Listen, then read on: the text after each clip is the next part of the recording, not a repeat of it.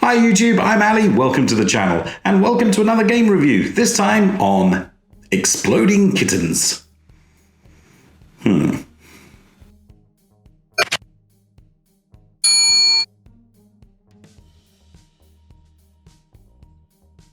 This game is about being the last man standing, and the way to do that is to avoid those exploding kittens. The game is played with a single deck of cards, some of which are held in your hand. Each turn you're going to play a card from your hand and take a card from the deck. If the card from the deck that you take is an exploding kitten, then you're out. That's it. Your player is eliminated. You are officially dead. The way to avoid that is to play from your hand a diffuse card, which is the only way of stopping an exploding kitten, as everyone knows. Every other card in the deck is used to change the position of those exploding kittens. Simple. So let's start with audience, and I think this is suitable for everyone. What's wrong with exploding kittens? Nothing, I say. The box says 7 and over, but really I'm sure 5-year-olds will get a kick out of this. No adult themes, of course, that I can see anyway. I think it's perfectly fine to have cartoon exploding kittens. Number of players, it says 2 to 5 on the box. I've got no problems with that. Let's stick with 2 to 5. Is it better to play with 2 or better to play with 5? These kind of games are always best played with more people, so I'm going to say it's best to play with 5. I've only ever played with 4 though, and we had a blast, so that's fine. Duration of game, with 4 people it took us about 15 minutes. I can't see it taking longer with a 5-player setup. It probably takes a little bit less, but let's call it 15 minutes. Type of game, this is very much a card game. Can you play it while traveling? Yeah, you can, absolutely you can. It's just a deck of cards, knock yourselves out. For complexity of rules, really simple. I basically just gave them to you in that 30-second spiel there, so super simple for rules. For depth of game, this is a very light game. There's no strategy here really at all, so as light can be. In terms of interactions, this is very much a direct conflict kind of game. You're out to get each other, simple as that. And finally, on to single player versus team. I would call this a single person game. You're each trying to fend for yourselves. You can try to form alliances, but they ain't gonna last. On to mechanics then. Firstly, I'd say that there is some player elimination in this game. Damn it, it's the heart of this game. You're trying to get rid of each other. Secondly, I'd say there's some set collection. There are certain cards that you want to be collecting because together you're able to play them to steal other people's cards, which is damn mischievous if you ask me. No one did, but there you go. And then thirdly, I would say that there is some card drafting. You are, after all, drafting cards to put into your hand to play against each other. So there we go. 3 items for mechanics.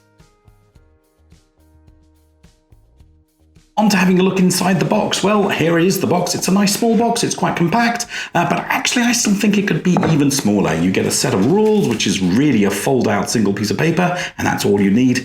And then what you get is an inlay with a deck of cards. So this is the inlay and the box of cards. I don't think you need all that. Really, this is the heart of the game, a deck of cards. The cards themselves are quite thin. They're not super thick. They're sort of playing card-like in size and in structure.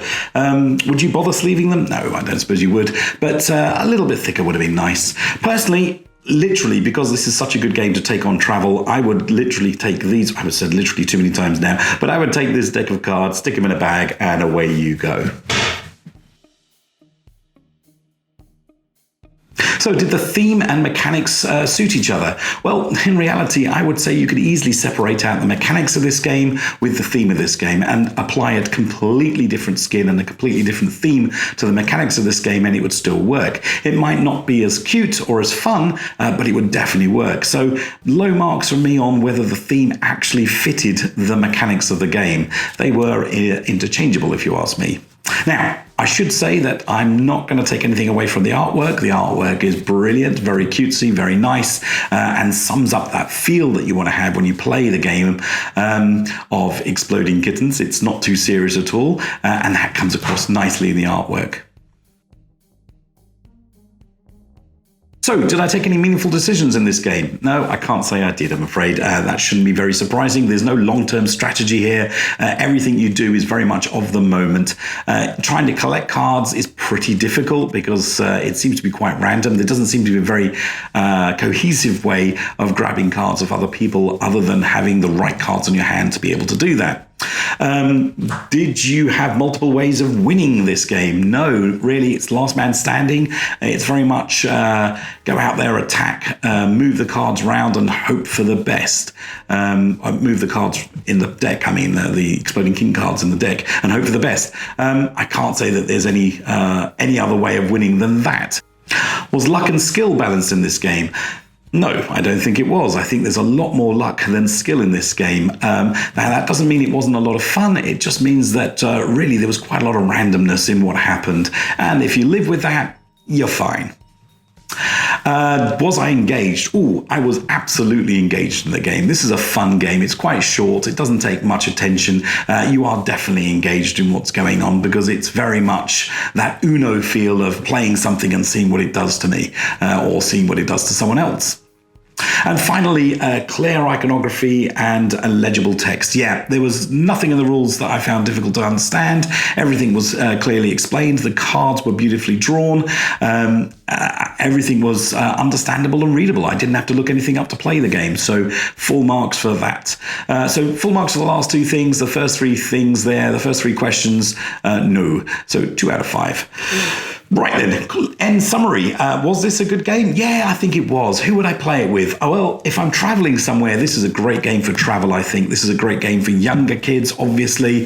And I think it's a good game to maybe take to the pub with you and just bring out with a group of friends that perhaps don't normally play games. This is far from a strategic, long-term, long-play kind of game, though. It's a short filler game that you would carry with you just to fill in those few moments while you're waiting for everyone to turn up for the main event. Okay, well, that's my summary over and done with. That's my video over and done with. I hope you enjoyed it. If you did, give me a thumbs up. If you enjoy the whole series, then please consider subscribing. For now, though, and as always, take care, YouTube.